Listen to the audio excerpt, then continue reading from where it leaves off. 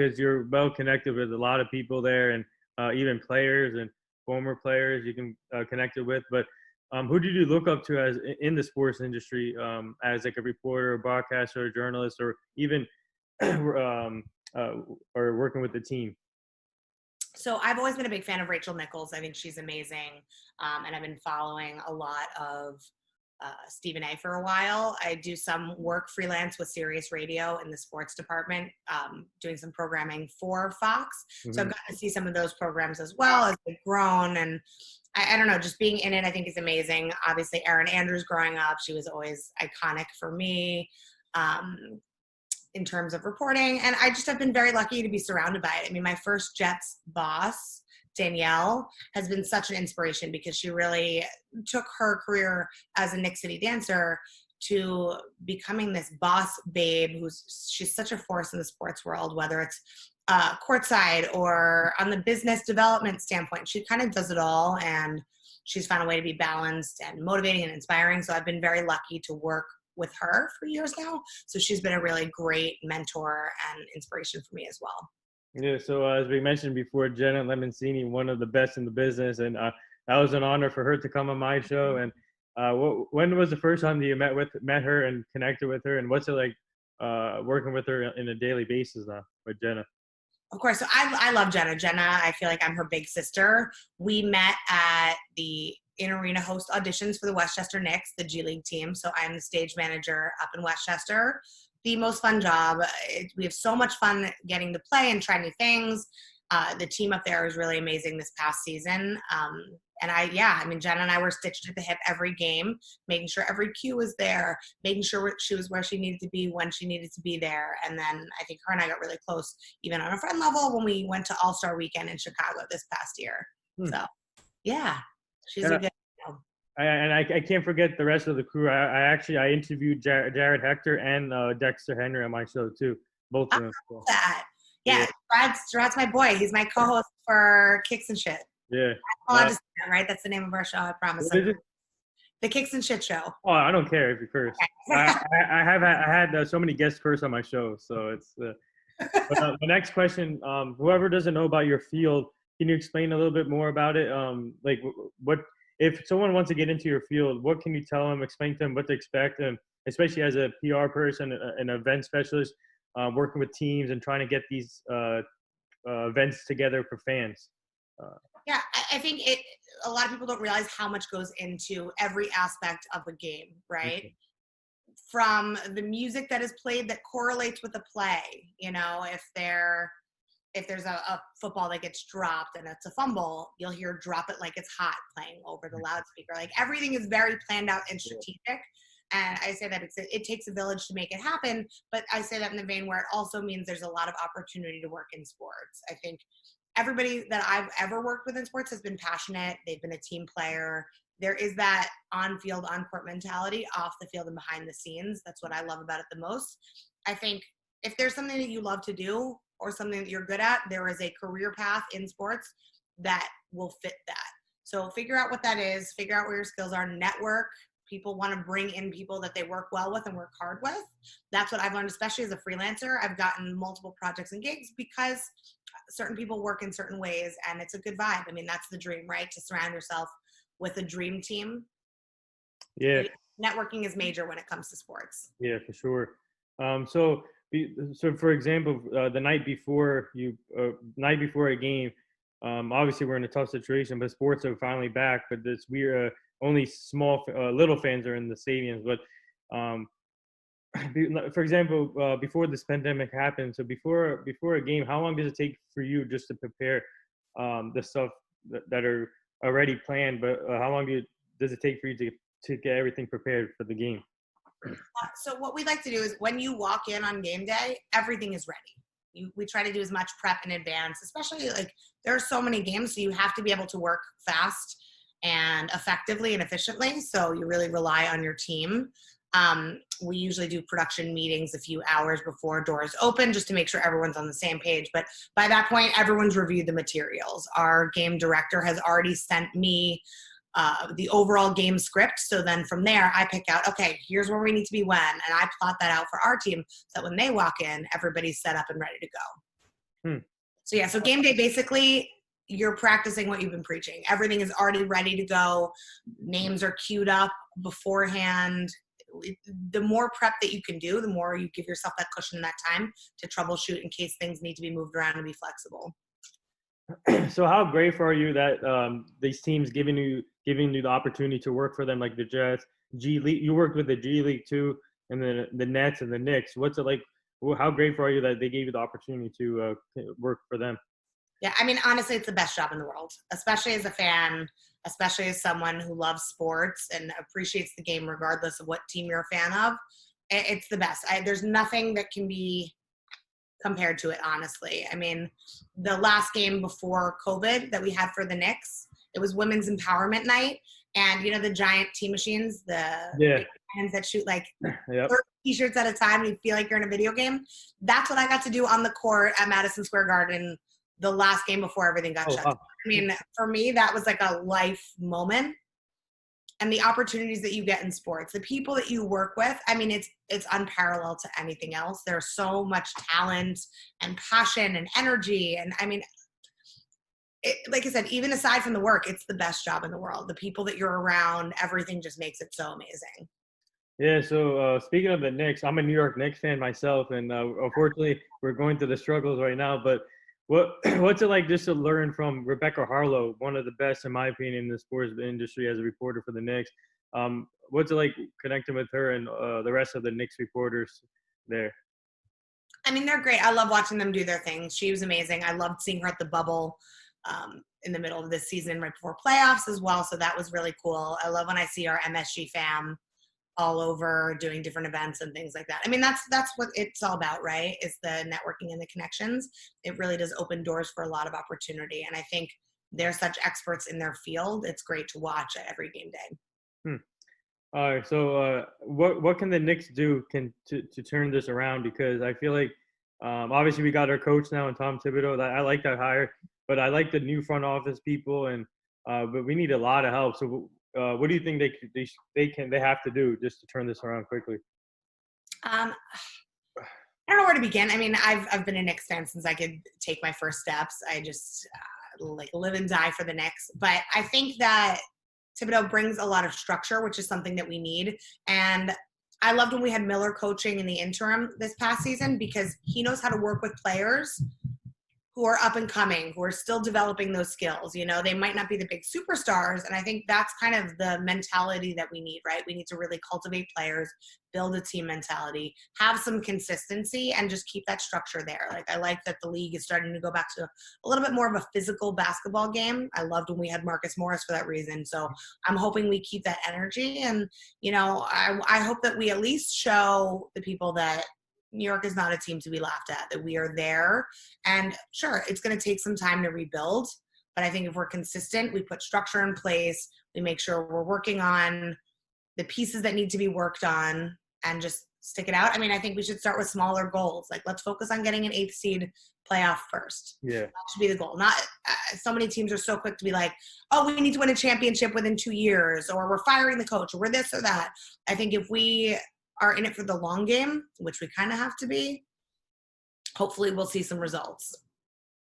Yeah, so we had the 8th pick this year too, actually, and I was expecting the number 1 pick or number 2 pick, but we fell to 8. Do you see them trading the 8th pick if they can't find a player there and then get like Chris Paul or something? I'm not sure. I mean, I know we love our draft picks in New York. I think to build a really successful team, you need a mix of draft picks and players with proven track records. Not only can they help lead the team, but they can act as mentors to some of the younger up-and-coming players. We're still a really young organization. So I think having some veteran blood will do us a lot of good as long as we merge everything successfully together. So now flipping to the Nets side, I hate seeing them succeed, but they have obviously a great team with Kyrie, KD, and when they come back, they're going to be lethal. And they have a new coach in Steve Nash. And what was your reaction when they hired Steve Nash to the Nets? It was interesting. I don't know. I mean, I stay on the Knicks side of the pond. I have a lot of great friends that work for the Nets. It's like church and state. We keep things very separate. So it's always interesting seeing what the other New York team is doing. They've made a lot of interesting moves. I think Nash was a great player. It'll be interesting to see how it translates as a coach. So you're a Jet fan too, right? Yeah, I'm actually a Giants fan, but I'm I have nothing but love for the Jets. They were the first team that gave me a shot, and it's a great organization to work with. So yeah, I'm a Cowboys fan here. So Cowboys, how did that happen? my father brought me up as a Cowboy fan, and he went to boarding school in Arkansas, and he watched Texas football and the Cowboys football. So he told me if you become a fan of another team, you'd be kicked out. So I was I was forced to be a Cowboys fan. So for my father. But right now we're all struggling, so I don't know. Our division is tough right now. Let me tell you, even for the Jets too, it's tough. It really is. But Spain, talk to me about your experience with the Jets, just working with them, and obviously they have a great talent, great fan base, and I interviewed Antonio Cromartie on my show a couple of months back. He came on, and this Wednesday, I'm having Willie Colon on, the former offensive tackle. Yeah, so. But what's it like? What was it like just working with the Jets and getting that experience? I can't say enough good things about the Jets as an organization, honestly. They want to see everyone succeed, no matter what position you are. It's so collaborative. Everyone is really open and receptive, no matter what level that you're at, no matter what your role is. We did a lot with teams, even just during preseason special events with some of the game ops programs that they do. And then, yeah, I mean, like I said, that was the first team that really gave me a chance. And so it showed me that there was an opportunity to work my way up from throwing t-shirts in the crowd to then managing camera crews and managing teams and helping to communicate what's going on from the game director to our squad on certain occasions as well. So I think with the Jets, I love that there is opportunity to grow. And I think that's true with any organization that you work hard. But I mean, I run into connections from the Jets Right. all the time. I actually did a pop-up event for Ballin' for Peace, Queens Week, out in Queens 2 weeks ago. And one of the girls on my launch crew squad just shouted my name. She's like, Gabby, is that you? And I was like, okay.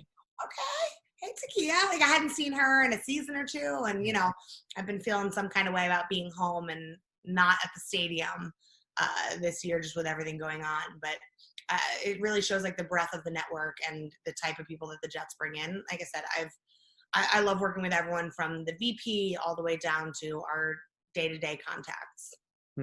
So before we get into this current situation in sports, how was All-Star Weekend in Chicago with Jenna? And I'm sure it was a blast, and you guys had fun.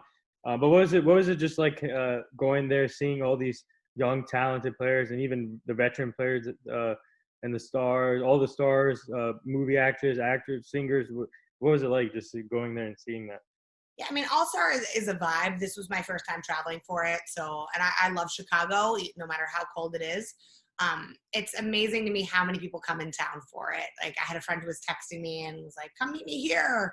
Obama has a table next to us. And I'm like, okay, that just shows the breadth of basketball. And it's just such a fun weekend. I love seeing what brands do. Like Puma had a really great pop-up. Jordan Brand, Foot Locker. They had some amazing events. Champs, the House of Hoops.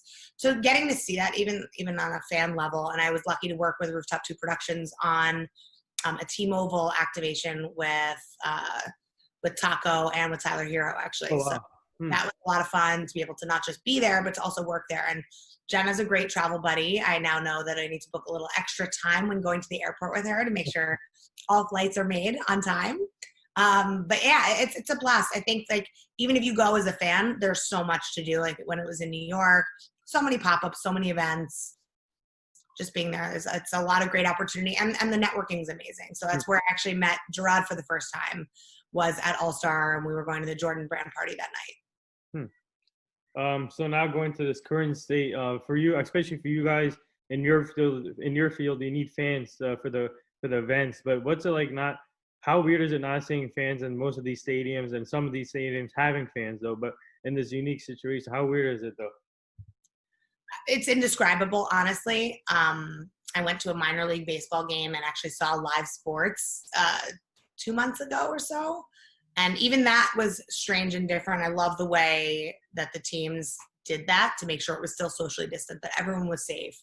I also am really intrigued on what all the teams and all the leagues are doing. Even for football, it's a team by team basis on how many fans are allowed there. And, you know, I give a lot of props to the leagues and the teams. I thought the NBA did a great job with the bubble on so many levels.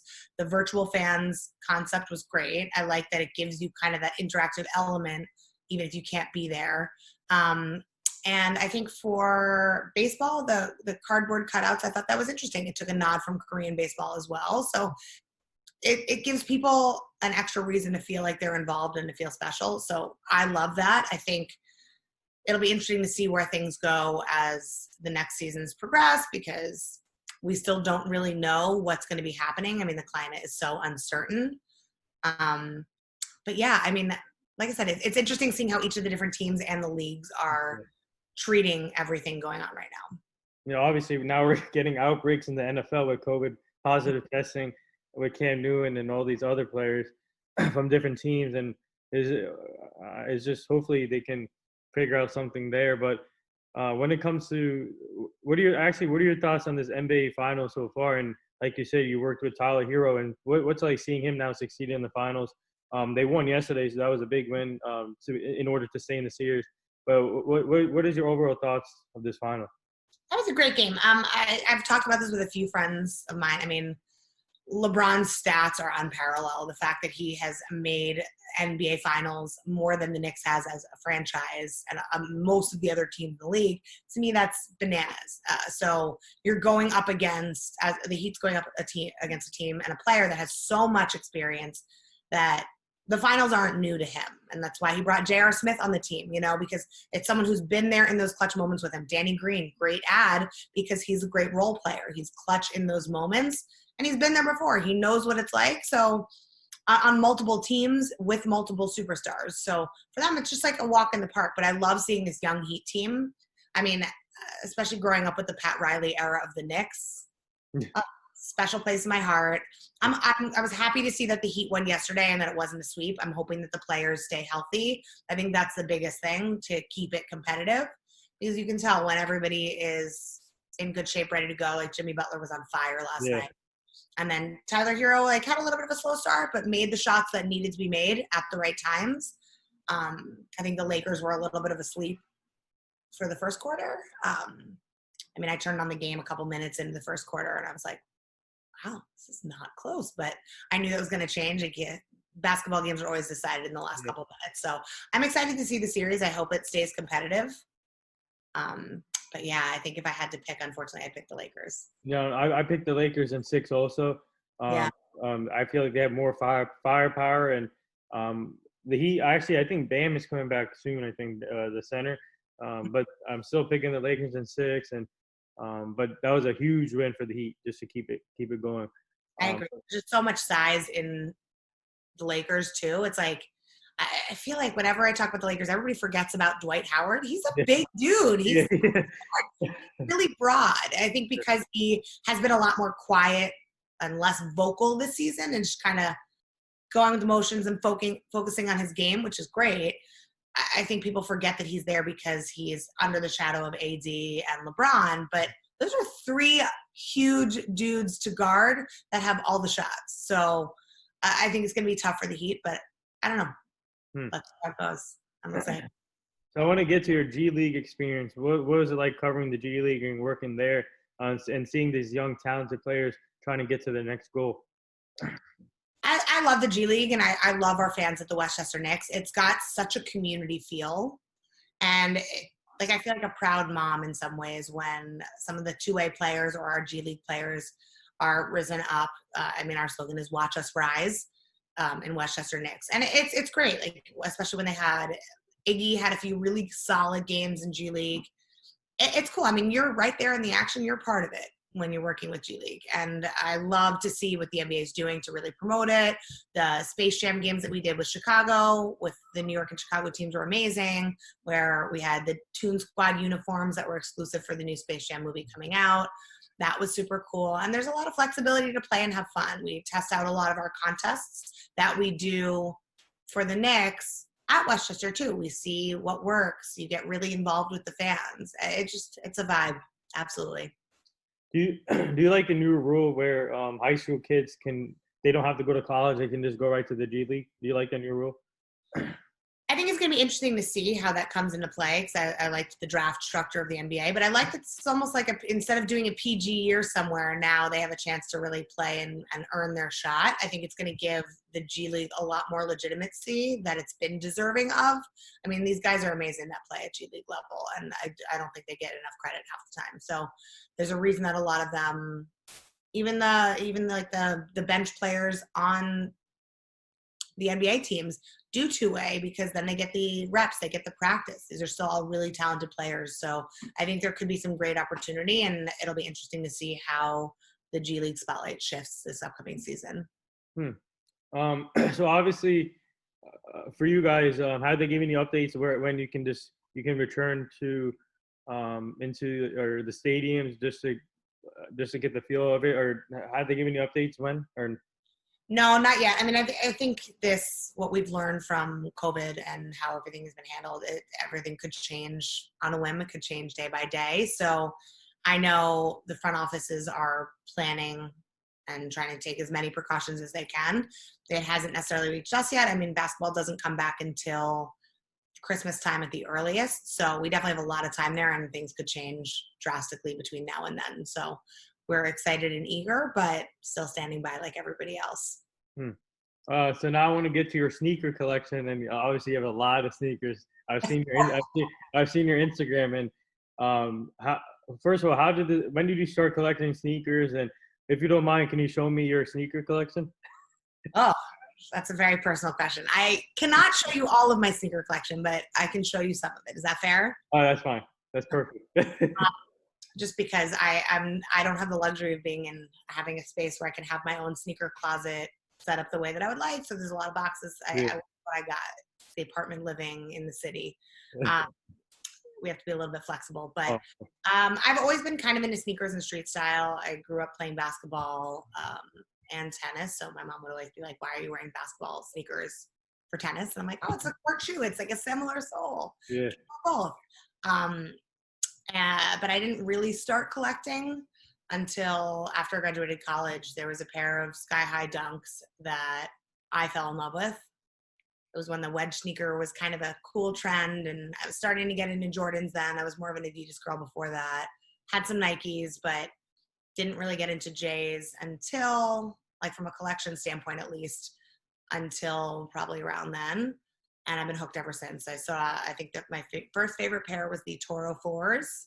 I'm not sure how much you know about sneakers, but they have a statement. They're fire engine red, beautiful shoe, and they're a little bit more of that mid-high top instead. So I never played in Jordans growing up because a lot of them were stiff for me. I played in like the Nike Air Zoom, 95, stuff like that, which is why I didn't get into necessarily collecting them earlier. But I mean, the way that they're retroing all these sneakers now, and for those who don't know, retroing means they're bringing back a style in a specific colorway that had launched previously. So the Air Jordan 1, for example, it's one that pretty much everybody knows what it looks like.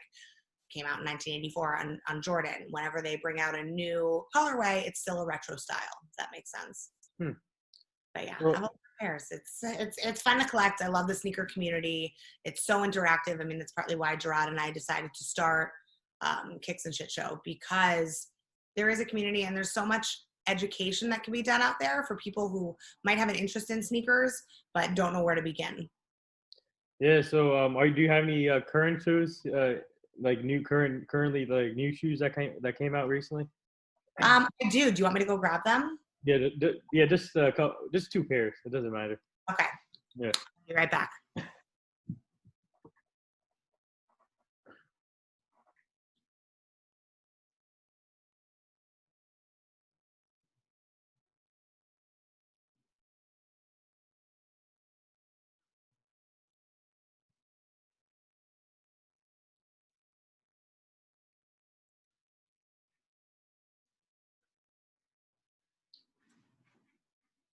Okay.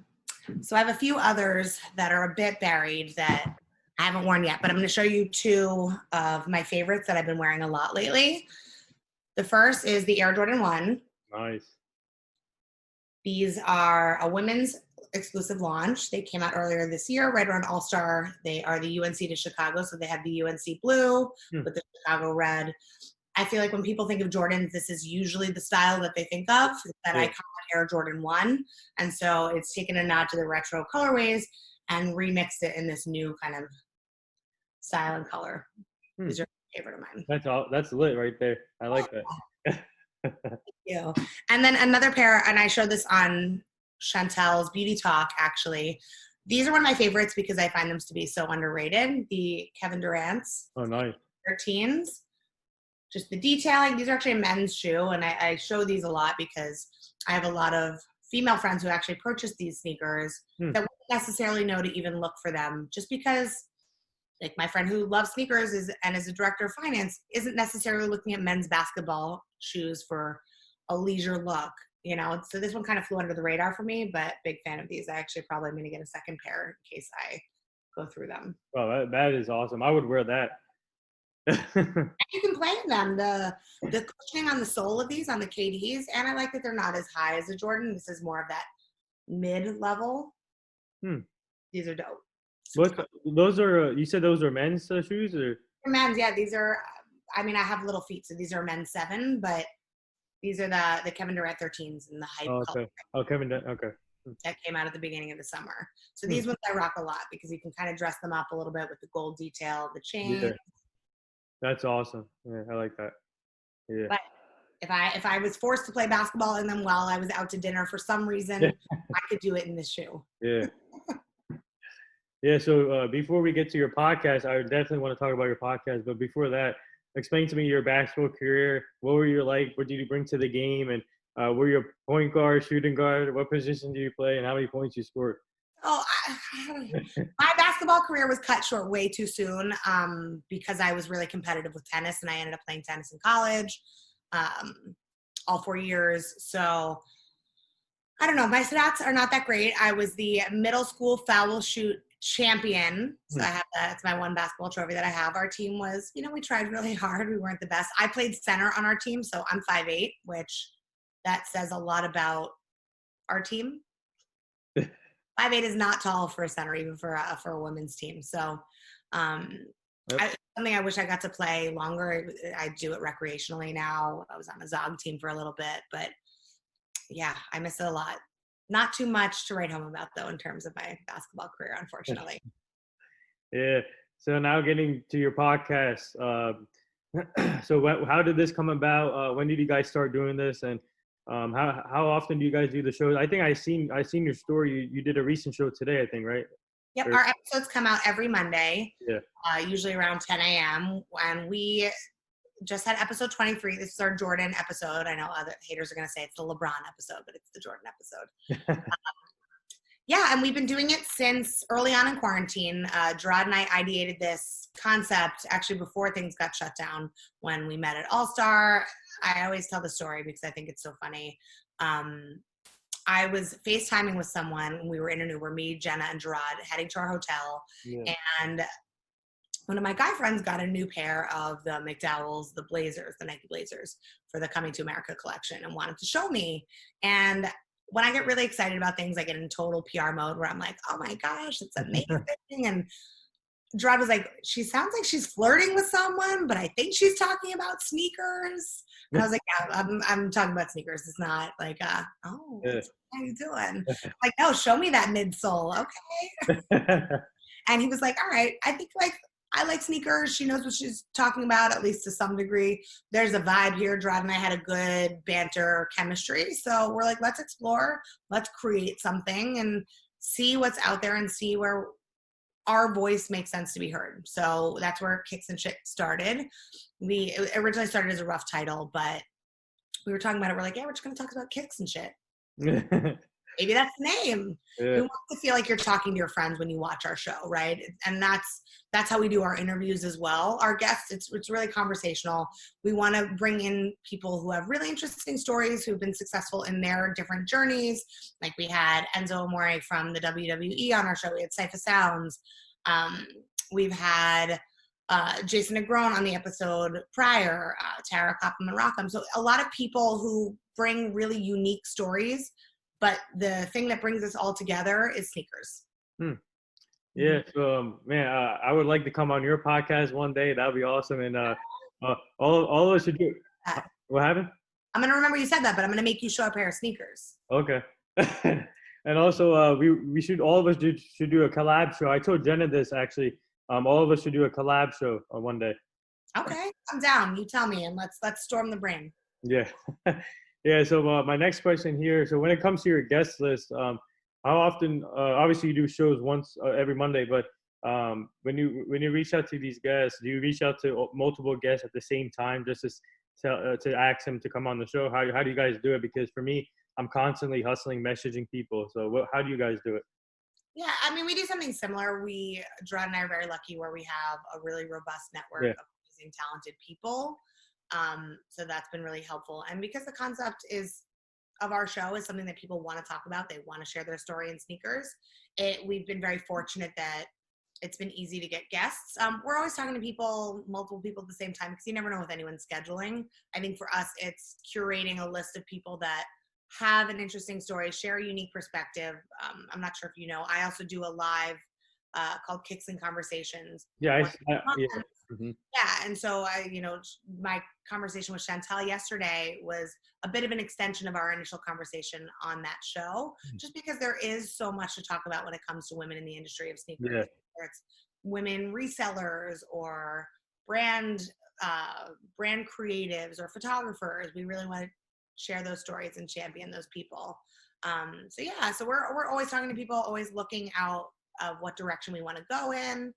But yeah, we try to keep it light and fun too. So it's been pretty fluid so far in terms of getting guests. Usually we'll record once a week, depending on the scheduling of our guests, just so all the topics are really current when they come out. But yeah. Yeah. So speaking of, this is an important topic I've been discussing with all people on my show, women in sports, and seeing you guys succeed in a high level. It's really inspiration. I love seeing you guys getting a chance now, especially women coaching male sports. I really want that to happen more. Seeing more women in male sports like Becky Hammond. You see Nancy Lieberman was another one. But so what's it like seeing all these women getting their chances and succeeding at a high level? It's amazing. I mean, we're not yet where we need to be as females in the sports industry, but seeing women in leadership roles, whether it's on the court, on the field, behind the scenes, it's really amazing and inspiring. As a female who's newer in the field too, I mean, that's what I want to be surrounded by. There are so many brilliant, smart, well-spoken, strategic women that have a lot to bring to the table, and I'm glad that they are finally starting to get an opportunity to do so when that wasn't always the case. I mean, sports is America's favorite pastime that's been around forever, so it's changing those conservative ideals and opening up the minds, both front office and internally and outwardly, so I'm glad to see that that's starting to happen. So my next question here, what advice would you give these young kids or young reporters or young people that are trying to be in the same business as us, or trying to get to the same field as you too?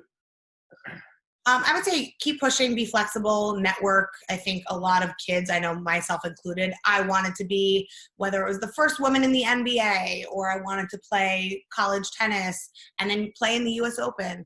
I think when you're kids, you start from an athlete level, but starting early, taking internships, seeing what's available to you, really working on your craft. I mean, hard work is what's going to get you there, hard work and consistency, because jobs in sports are glamorous. They're cool. They sound fun. Being open to looking at a new city because there's an opportunity. Those are the kind of things that you need to do to be able to make it in sports. And like I said, if you work hard, your reputation will precede you, and people want to be around that. Even working behind the scenes in sports, it's still a team sport. So a lot of opportunity there. I think if, not even 2% of players make it as professional athletes. So that level that you have to be at to be, whether you're an NBA player, football player, soccer, whatever sport you play, just know that you can still work in sports, whether you do branding, marketing, social media. There's just, even if you work in finance or you're on a legal team, no matter what skill set you have, there's probably a job in sports for you. Yeah. So I'm gonna send you a couple of my other friends' podcasts. You can check it out. Most of my friends do podcasts also, and there's this one you should definitely check out. Global Kid Media. I'll send you this one too. 14 years old. He's interviewed 1,000 people already on his show, in person too. And actually, he interviewed JJ Redick live from the bubble when the Pelicans were still playing, and and he's trying to be the first silent kid reporter. What do you think of that idea? I love it. I think, if you have a dream and you want to go for it, go for it. Now is the time to champion those opportunities. And I mean, I think he's lucky to know what he wants to do and what he's passionate about at such a young age. Most people have no idea. So I'm all for it. Yeah, so now I do this rapid fire segment with all my guests that come on the show. You ready for this? Sure, I'm gonna have a sip of water real quick, but yeah, I'm ready. All right, my first one here. Kawhi Leonard's laugh or Kevin Hart's laugh? Kawhi. Mm-hmm. Favorite food? Sushi. All right, favorite music? Ooh, hip hop. Favorite hip hop artist? Biggie. Biggie? There you go. Yeah. Biggie. I mean, I don't know if we're going old or new. Oh, no, old and new. Yeah. Biggie, Eminem, Drake, J. Cole. Those are my tops. So outside of your work, what else do you like to do? I've started running. I've done some competitive races. I actually was training for the New York City Marathon until things got shut down. So I'm hoping to do that next year. I'm also a cancer survivor, so any way that I can give back. Yeah. I was actually going to be doing the marathon with MSG's Garden of Dreams Foundation. Yeah, I love to travel. I really like to cook. I go by Chef Boyardee. If you see me on Instagram posting food stories, I cook a lot at home, especially now with all the free time. Yeah. Oh, man, I didn't know you were a cancer survivor, man. That's really inspiring. And wow. So speaking of that, I had a couple of cancer survivors on my show already. Buster, he's a sports reporter, and also I had Jamie Winborn, a former NFL player. They were both cancer survivors. So for you, what was the process like, and how long did it take for you just to get over this situation? It was crazy for me. So I was a freshman in college when I had my non-Hodgkin's diagnosis. I was 18. I was starting as a freshman on the varsity team, like having a great season. And then I was just having some knee pain. Like didn't think twice about it. Was literally in the best shape of my life. And I went to our trainers and they were like, I don't know, something seems a little off. You should go get an MRI. Went and got an MRI over Thanksgiving break. And yeah, I got my diagnosis over Christmas, had to take a semester off for medical leave. It was very surreal. I mean, I remember asking my doctor, am I going to lose my hair and can I go on spring break? Like, you're 18, you don't fully process things in the same way. And I would never wish what I went through on anyone, but I'm very fortunate that I was in good shape. And I think being an athlete really kind of gave me that determination and drive to just do what you have to do. Like, it sucks. I'm not going to say it any other way. But I was determined to get back to play that fall. And I ended up playing on the team that fall, won the state tournament with my doubles partner. So I was like, I don't want to be the girl who had cancer. I didn't tell people about my diagnosis in college because I went to a small school. And yeah, I said I had complications with knee surgery. And that was something that I carried with me for a while, especially losing my hair. That was a really tough adjustment as, an 18-year-old female in college. People are not always so nice, especially when they don't know what's going on. But for me, that's never been something I've wanted to hold me back, but it's been something that's really shaped who I am, if that makes sense. Man, that's everybody should, your story, that's why everybody should be following you more and seeing your story. That's amazing. And so what advice would you give these people, whoever's going through the same situation that you did? Through and stuff like that? You're not alone. It can feel really isolating. I think that was one of the hardest parts for me is I remember when they had, there's so many more resources now, but at the time there wasn't really resources online or social media. I think no matter how you choose your journey, whether you want to tell people about it when you don't, it's a very personal journey and you should feel confident in doing whatever is right for you. That's what matters most during that time. And surround yourself with family, surround yourself with distractions. For me, denial was not just a river in Egypt, like I watched every episode of Everybody Loves Raymond. I still talk to my friends all the time. I ate Oreos. Like if that made me feel good in the moment, you have to really practice self-care. and just know that things do get better, and it sucks. And like for me, it keeps me really grounded now when I'm having a rough day or stressful, or I'm stressing over things that don't really matter in the scheme of life. I'm like, well, shit was worse at a different time, so let's lock it up. We'll figure it out, and there you go. Yeah, and just like the Chadwick Boseman situation where they kept it quiet. No, no, that's a good. I mean, I guess he didn't want it to get out of the public, but that was a devastating loss too. He was one of the best actors in my opinion. When it Yeah, comes, I think he was a change maker, and it's so funny because I've talked about this with a lot of friends, but everything that's happened with him, and the general consensus is, how could he not tell anyone? I get it. I didn't tell anyone. I didn't want that to define my story. And that's what I think is amazing about Chadwick too, is that he was still doing what he was doing. People were making fun of him when they said he looked too skinny. Like, what's going on with him, you know? And he just took it, knowing that that's how he wanted to tell his story. And I think that's a huge message at the end of the day. His actions spoke so much louder than any of those other words. yeah. So who's more competitive, you or Jenna? I don't know yet. I'm still learning that. It depends on what we're talking about. All right. When it comes to sports, who's more competitive? I would say probably me. Okay. So all right. So what's your favorite shoe to wear the most throughout your day? I mean, right now I wear a lot of slides working from home and being home. So I am going to show you. I rock my Adidas Cloud Foam slides. I live in these. That's my daily shoe. I wear Adidas Superstars, and I wear a lot of Jordan 1s and Air Maxes by Nike. I also have a pair of Pumas that I've been putting in rotation a lot more lately. They're just light and comfortable. If I'm not really going anywhere, not that I need to flex to go out these days. But, you know, I'll wear a sneaker that's a little bit lighter and more comfortable. Yeah, so there's one thing we can look forward to in New York tonight. The Yankees are playing tonight, ALDS. You're a Yankee fan too? I am very, very happy about this. It's the one New York team that's doing good things right now. Yeah, so I'm a Yankee fan too, and Garrett Cole is on the mound. Last week I got my prediction right, 13 strikeouts for Garrett Cole, and he was spot on. So he got 13 strikeouts. So I told my friends I'm predicting the same thing, 13 strikeouts tonight too.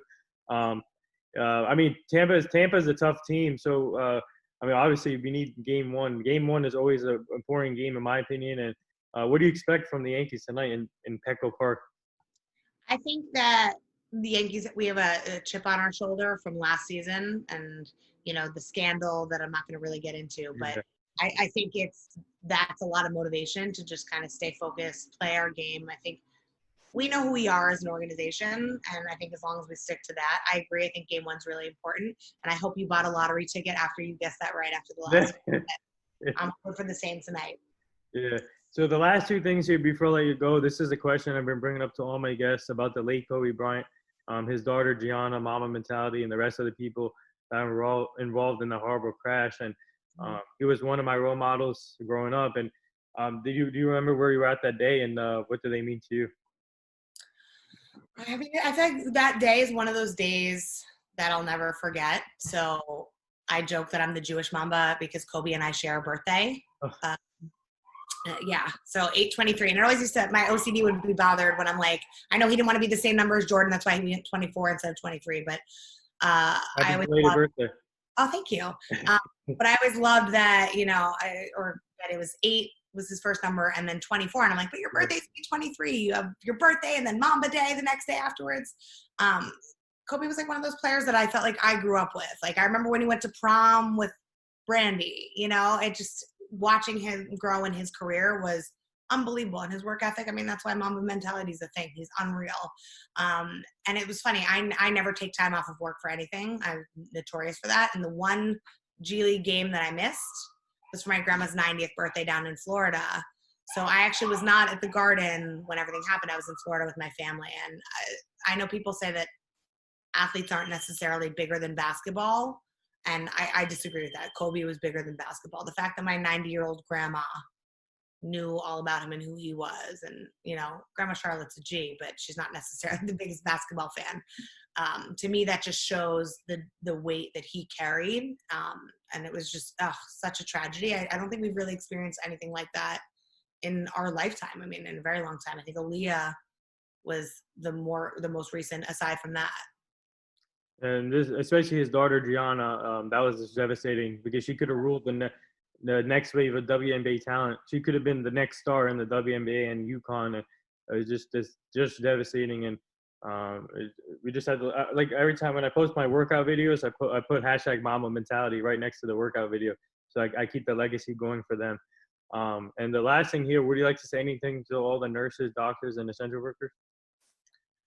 I just want to say thank you. I mean, especially at the beginning of things, I mean, now as well, but when we really didn't know anything about this, people were risking their lives to take care of others. People were flying in from other cities that maybe didn't have any cases to help take care of those in New York. So thank you, thank you, thank you. I can't say it enough. I mean, like I said, even the people that worked at the grocery stores that are putting their lives on the line to make sure that everyone had supplies. Like those are the people that don't get enough credit either. And, you know, the healthcare workers that, like I said, didn't know what this was, but continued to do their thing and risk their lives and their safety for them and their families for the greater good of our people. I mean, thank you, thank you, thank you. Well said, and thank you, Gabby Rosenthal, for joining my podcast, the NR Hour edition. PR specialist, event specialist, and social media sneaker fanatic, sports fanatic, everything. Name it. She loves everything. And go follow her on Twitter, Instagram. Inspiring story, cancer survivor. Man, just keep up the great work. Keep inspiring these young kids. I'm really looking forward to connecting with you more. Like I said, all of us should do a collab show, and I would like to be on your podcast one day. But just keep it up, and you and your family stay safe. I'll send you a couple of my friends' podcasts, and I'll be posting this on all social media formats. Sounds great. Thank you so much. This was really fun, and I'm definitely down for the collaborative episode. I'm going to talk to Jenna immediately when we get off here. All right. Thank you. Thanks so much. Yeah, anytime. All right. See you.